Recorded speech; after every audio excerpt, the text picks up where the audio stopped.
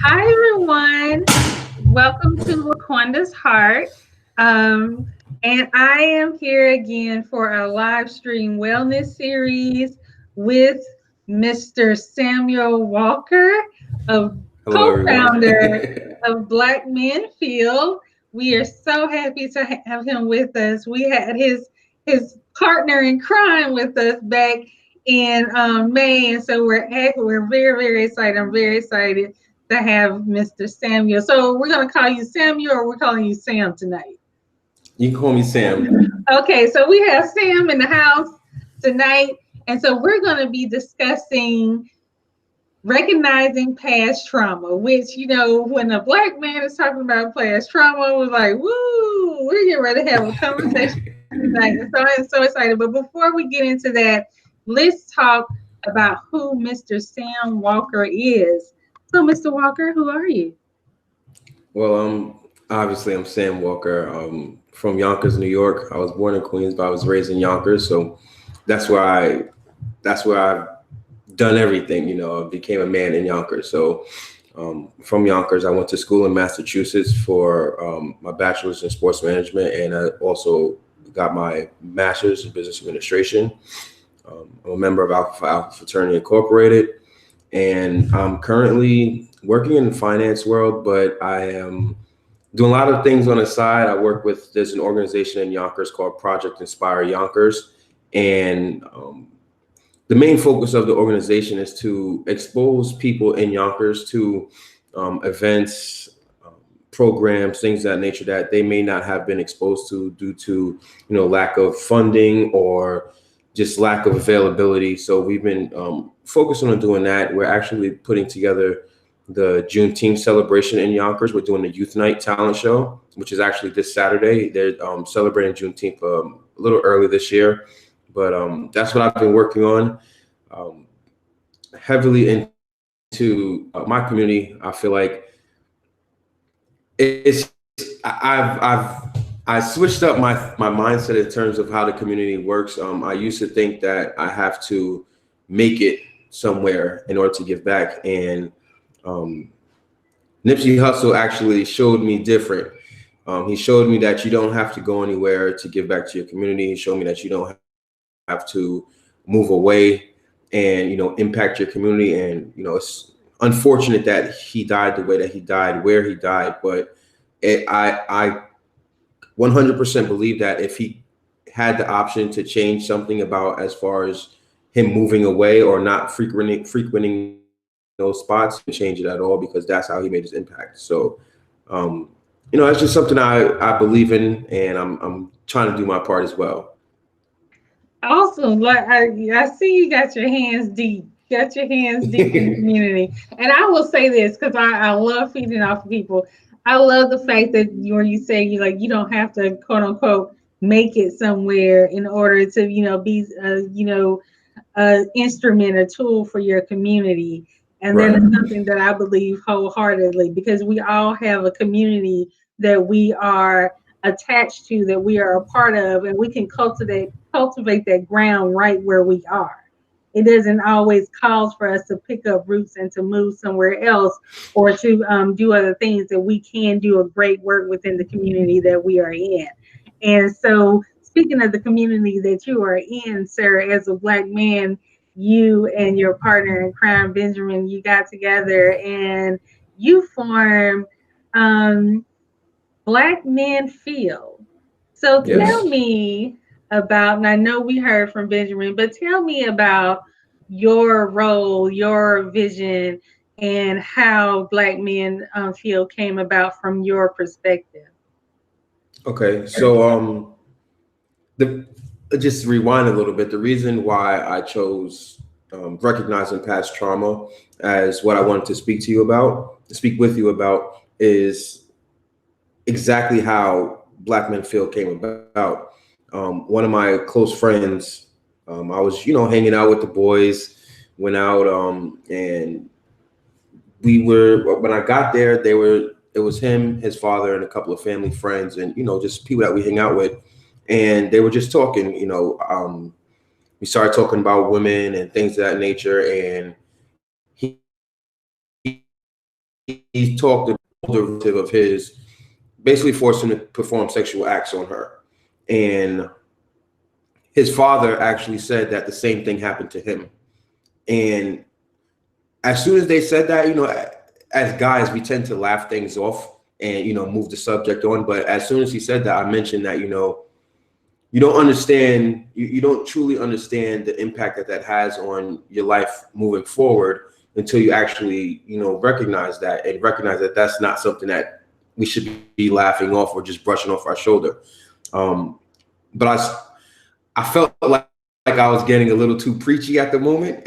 So I just quickly switched the subject, and then we went about our night. But towards the end of the night, I'm still with my friend, and we end up going to a little after party, and he's drinking. I'm not drinking at the time because I had just gotten teeth pulled, so I'm on the medication. I'm like, I'm not mixing.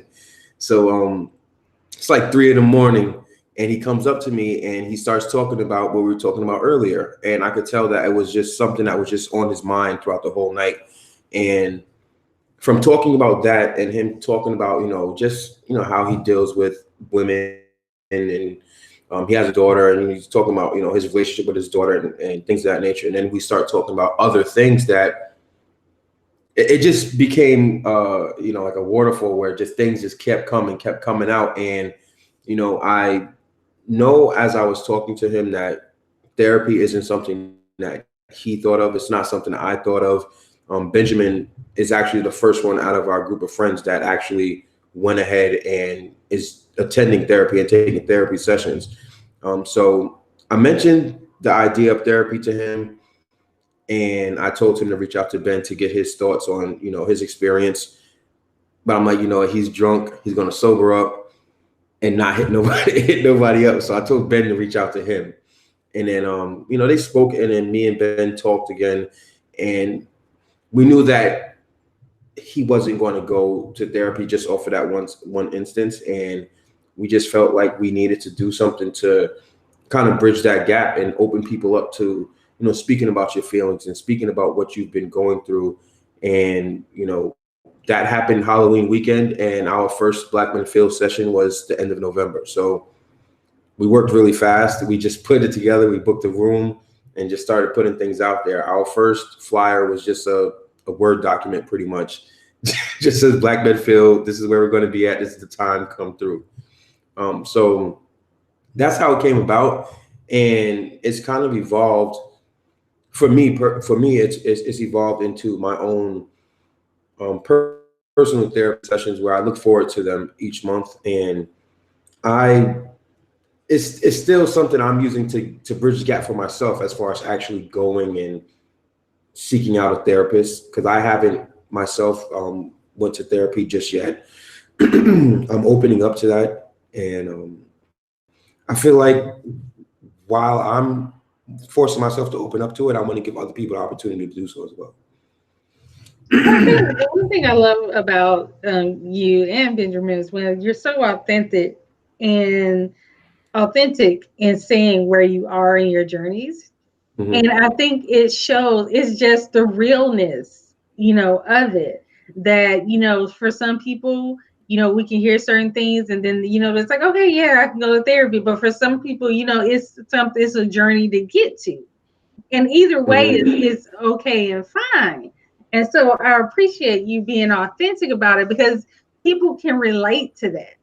Like, people can relate to, this, this isn't being something that's instant for everyone.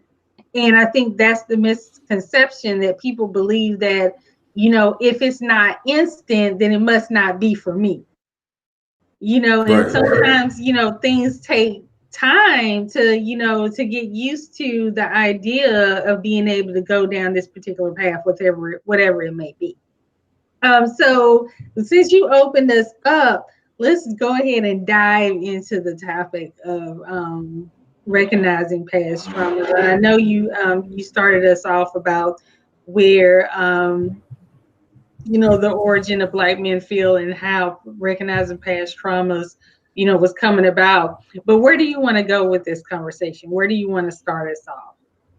Well, I just want to acknowledge that recognizing past trauma is something that I feel like is half the battle within itself, because we've become so numb to a lot of things that surround us, a lot of the things that happen in our environment, in our lives, that we don't really sit back and realize what things should have been happening, what things shouldn't have been happening, and what experiences actually are traumatic.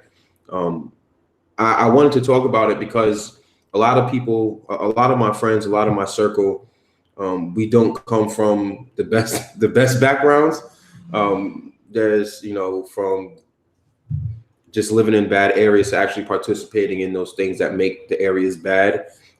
We've all, played some part and experienced certain things. And it's just, I just wanted to, have a conversation about, recognizing those things that we may deem as normal or just everyday life, or, just shit happens, and recognizing that that's not normal. Just because something happens so often doesn't mean it's right, doesn't mean it's normal. Um, and I feel like after you're able to recognize these things are traumatic and have an effect on your life and how you move today, then you can move forward and work on healing those things and growing from those things. But if you can't, and you don't recognize you have this baggage that you've just been carrying with you for so many years, you're not really going to get anywhere. One thing that you pointed out, you said that you used the word numb. And it seems that, especially in our culture, we become desensitized so much to Yes. certain things. Like you said, that it just becomes routine, like this is supposed to happen, or, this is just expected here. So, and it happens so often, then I should be able to deal with this or be okay with this. So let me ask you this. In communities where people are desensitized or becoming desensitized to the things that's going on, who becomes the educator? Because obviously you could say, well, a therapist could tell a person that. And Hmm. it seems like Black men is filling that role. But who becomes that educator? Who takes on that responsibility to say, hey, um this isn't the norm, should not be the norm, for not only for the community, but for you to feel numb towards this. That is Well, actually okay to have a feeling associated with these events. I And feel it like, doesn't make you a weak individual to do so. yeah, I feel like that role is reserved for the people that have become enlightened, or have experienced something where they are forced to realize, like, this is not normal. I was having a conversation. It was me, Ben, and his fiance, and we're just talking about high school and things of that nature. And me and him are talking about the fights that we've gotten into, the fights that we witnessed. Being checked at the door when you're walking into high school, having metal detectors and things of that nature. And she's looking at us like, y'all are bugging. Like, that's not normal. That's not something that you should just that you should just be talking about. Like, that's like every day. It's not something that every high school goes through. And as she said that, and as I started, just thinking back a lot about a lot of things that I've been through and my friends have been through, just from having conversations, it made me realize that these things are normal. And I felt it in myself that I have to talk to people about it. So I feel like that role is for people that, once you realize that, what you've been through wasn't right or wasn't normal, and you should spread that word to, your peers, spread it to your network, spread it to the people that should hear it. And a lot of times, growing up, we've never had a lack of someone telling us the right things to do. It's just that the message is just as important as the messenger. And if you're going to say go to a therapist, no. If you know something's not right, tell your friends, talk to your friends about it. Ask them how they're doing. Ask them how they feel about certain things. These are your friends for a reason. You're supposed to be looking out for their well-being and things of that nature. So it's on you, it's on me to talk to these people and, you know, allow them to recognize like, yo, this stuff's not right. And I'm here to help talk you through it. And then if you want to go and seek a therapist, if you want to come to a Black Men Feel session, if you want to, you know, talk to somebody else, then I'll be able to, you know, assist you in pointing you in the right direction. But to tell someone go to therapy or that the therapist has the right answers, that's not the right thing to do. And I think you bring up a great point because sometimes people can easily feel dismissed if Mm-hmm. they're coming to you and they're trying to communicate with you about what's going on. And in their communications, you're saying, oh, you just need to go see a therapist. And, you know, there may be some truth to that, but a therapist will tell that person, you know, utilize your support system. Right. And then your support system just told you to utilize your therapist. So And, you know, utilize your support system. That's why I got here. going back and forth. But Right. it's so important. It really is important for that support system to be able to, you know, offer, you know, support and encouragement. And sometimes a person doesn't need to hear you say anything. They just need for you to listen, you Yep. know, to what they're saying, because a person may be saying something for the very first time in their entire life. And you know, for them, it's a monumental. It's a moment because they've never been able to articulate those feelings before, Exactly. and it may be the very first time that they're able to utter those words. And although we want to, I'm a former counselor, I'm a former therapist. Although I Mm-hmm. want to push people to therapy, if someone is talking to me and I can understand that this is the first time that they're getting this out, sometimes we just need to learn how to listen. And I think that's critical. So when you have someone who is dealt with trauma Mm-hmm. and they are seeking safe spaces, because we're especially when we're talking about supports, right? Like how do you, and it was interesting the dynamics of the story that you were telling between you and your friends. where where can an individual find that safe space? How can we as the people who are supporting, especially I want to hear from the perspective of Black men, how do Mm-hmm. you create a safe space for a Black man to say how he feels without him feeling less of a Black man? Well, I think it's a two-pronged approach. Um, Leading by example, first off, is, you know, the best way to open someone up, because if they see that you are being transparent with them, if they see that you are being vulnerable with them, then they will be more inclined to do the same. Um, and then also just reassuring them that it's okay to feel how you feel. I feel like a lot of times we've, just speaking from personal experience, you know, I've, you know, felt things and I'll brush it off as like, yo, I'm bugging, or you know, just brushing it off that way and not really talk to anyone about it. And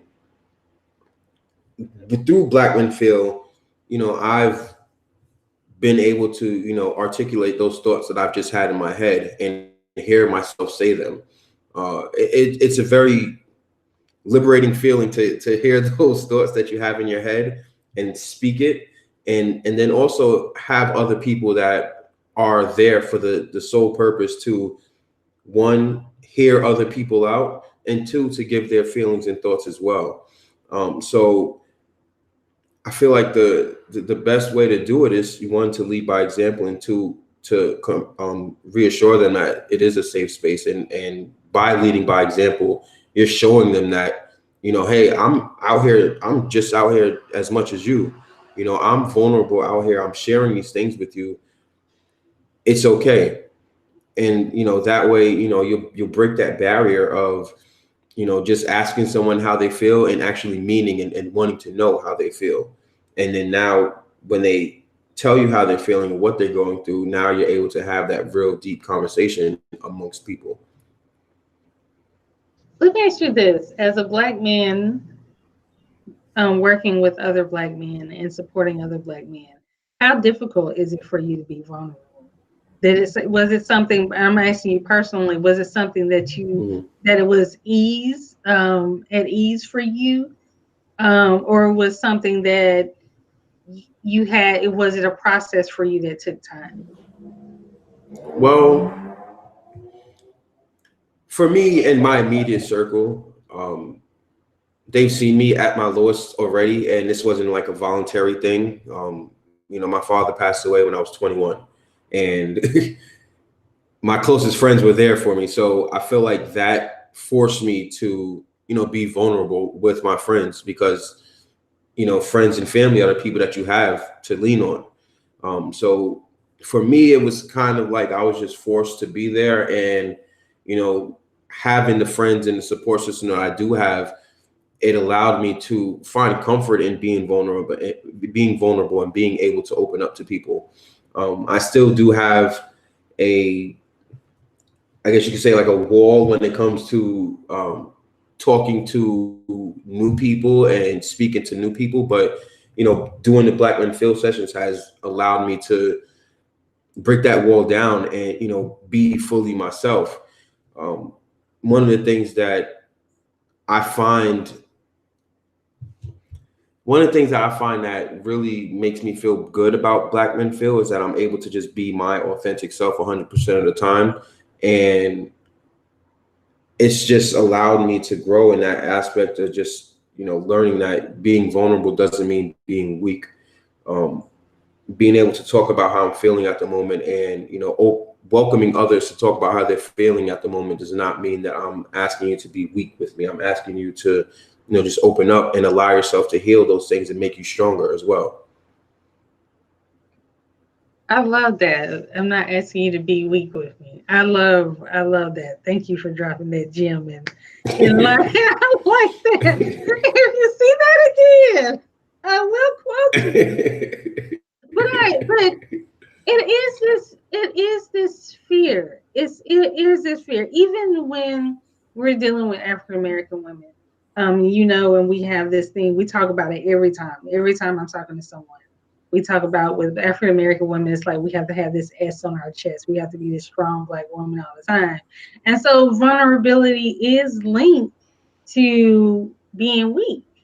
It's Mhm. almost like a cultural based thing where, we have to be strong to fight every single time. And it's like it's supposed to be in our DNA. And it's like if you're not this person, then you're not the best representation of your race. You're not that black man that you're supposed to be. You're not that black woman that you're supposed to be all the time. How do you deal with that internal battle of who you're supposed to be when you're trying to deal with the traumas of your past? Well, for me, just going back to when my father passed, um, I did suppress a lot of those feelings that I was experiencing at a certain point, and I ultimately end up taking it out on others, as far as like just letting things build up, and then I anything would trigger me to have an argument with someone, or anything would trigger me to have a disagreement with someone, and it just wasn't a good feeling, so it just forced me to realize that it's not. It just forced me to realize that these feelings are something that you should be getting out and not holding in, and because it's not healthy at all. Okay, I got you. I got you. So let me ask you this. I'm watching you talk about this because you've been able to open up and find your space. What would you say to me as a person who maybe experienced a loss, or someone who has experienced abuse, or someone who has experienced, trauma in their environment. What do you say to me when I feel trapped between, my reality and my past, because my reality isn't too far from my past. They still mirror each other. Well, I think the one thing that is a recurring theme, a recurring, feeling is that it's okay to feel like that. It's okay to not be happy with the progress that you've made, but you have to recognize that you have made progress. Acknowledging that progress, acknowledging those feelings goes a long way. A lot of times we tend to try to shun things off, or not acknowledge it in hopes that it goes away. But no, you acknowledge those feelings, express those feelings. And now once you express it and acknowledge and accept what you're feeling, now you're able to work on, how can I move forward with what I want to do and achieve what I want to achieve and where I want to be. Once you're able to recognize what you're dealing with, recognize that, hey, I was supposed to be here 6 months ago, but I'm not. What can I do to make sure that these next 6 months are the better 6 months, better than these last 6 months? It's all about, acknowledging and recognizing those things, because if you don't acknowledge it, there's nothing you can do to change it. There's nothing you can do to move forward from it. There's nothing you can do to grow from it, because you're still trying to act like it didn't happen, or act like it's not there.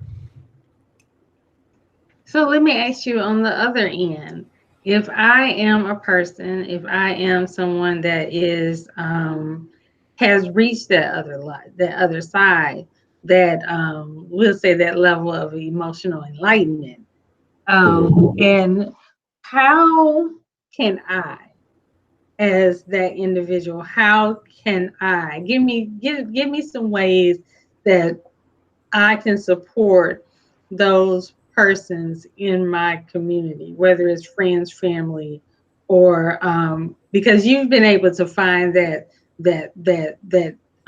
avenue Mhm. to work within your community. What advice would you have for me if I'm saying, okay, I want to serve as an agent of change when it comes to those around me?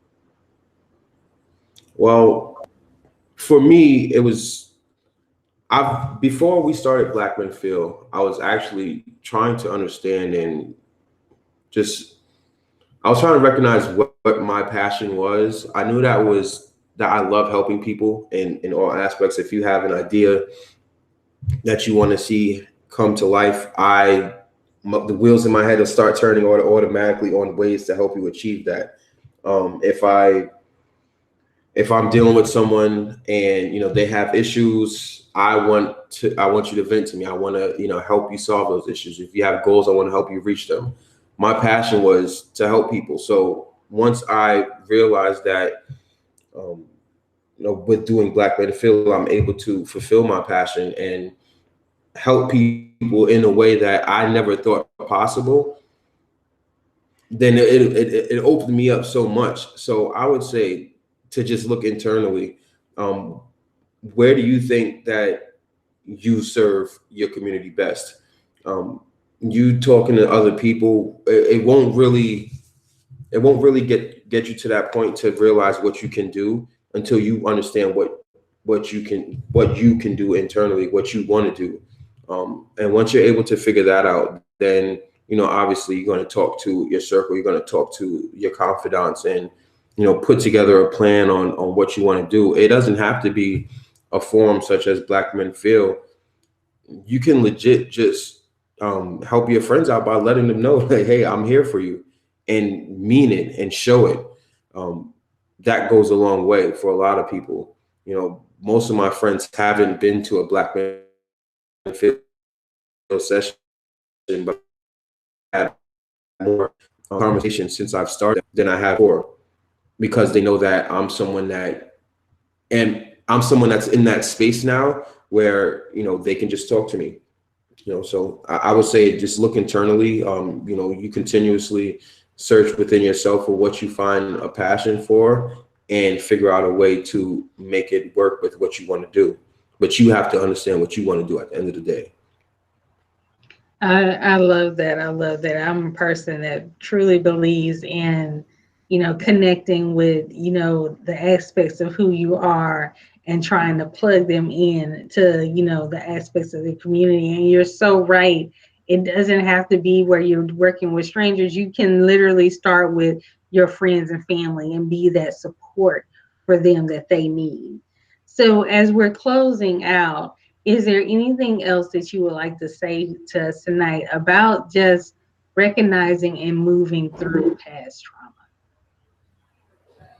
Um, well, I would like to say that for one, it's okay. You've been through what you've been through and you got through it, and you're still here for a reason. So it's okay. I feel like a lot of times when dealing with, past trauma, when dealing with past experiences, it's become a coping mechanism to kind of just like brush it away, whether it's like losing a loved one or I don't know, failing out of school or whatever it may be. Is something a lot of times we tend to just like put it away in the back of our mind and just not think of it. But it's okay. These things happen. And once you're able to acknowledge that, you're able to move forward. You can't heal from something that you don't even know is there. That you're trying to act like it's not there. So, talk about these things that you're going through, articulate these things, put these feelings out in the world, and it's going to make you feel a lot better. Look at the things that you've been through, and once you do realize if something that you've been through isn't the norm, isn't right, and you talk about it, and now use that energy that you put into discarding those feelings and suppressing those feelings, put that energy into now articulating those thoughts and moving forward from that. um, and that's really it for me. That's awesome. And I will have to say how or ask, can you share with us how people can find you if they want to connect with you across social media? Okay, so we're on Instagram and Twitter at Black Men Feel. Our email address is blackmenfeelny@gmail.com. My personal Instagram is at SDW_3. And my Twitter is underscore, wait, hold up. I gotta get it. Underscore Sosa, SOSA 3 underscore. And how, for those who are in New York and interested in connecting with Black Men Feel, how often do you guys meet? So we're actually meeting once a month. We've been doing once a month since November, and we're in the works putting together other opportunities, other collaborations, other programs, things of that nature. So the best thing is to follow our Instagram, and you can DM us your email address. We'll put you on our email list, and we send out an email with our next event and whatever we're involved with. We'll send that out. So as long as you follow us, you'll be up to date with what we're going on. All right, everyone. So be sure to follow Samuel Walker and Black Men Feel on Instagram to stay up to date with what is going on with the amazing work that these gentlemen are doing. Mr. Walker, I would like to thank you so much for joining us tonight. And I would like to thank everyone for tuning in. Stay tuned to later on this week and next week as we have another special guest for our live stream series. Bye, you guys. Thank you very much. No problem. Thank you, Samuel.